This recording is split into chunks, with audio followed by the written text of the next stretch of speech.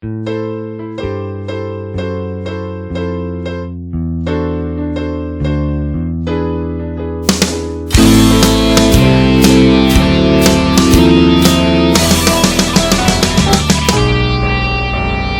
haben zwei Hunde, die machen, was sie wollen.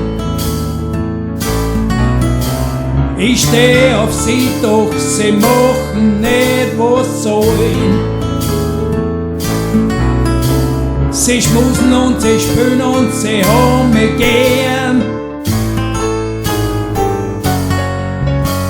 Doch eins wollen's nicht, sie wollen nicht auf mich hören. Sie schmusen und sie spülen und sie haben mich gern. Doch eins wollen's nicht, sie wollen nicht auf mich hören. Es fängt schon an in der Früh beim Gassi gehen. Will die eine rennen, noch dann bleibt die andere stehen. Die Kleine zieht noch hin, die Große noch vorn. Und ich hab längst schon mehr Geduld verloren. Die Kleine zieht noch hin, die Große noch vorn. Und ich hab längst schon mehr Geduld verloren.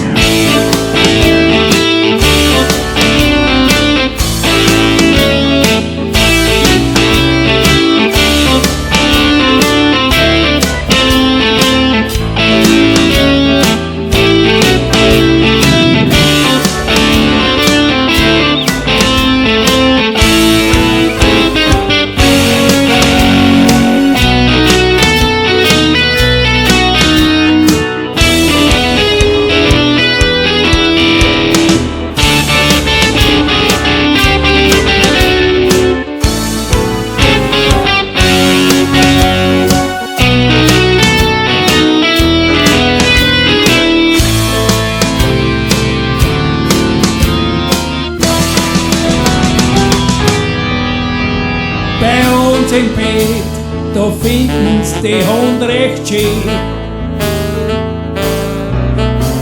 Und dass dann eng wird, das können's nicht verstehen. Doch mit des ersten an, da schauen's an an. So dass man einer nimmer besser kann. Ja, mit des ersten an, ja, da schauen's an an. So dass man einer nimmer besser kann.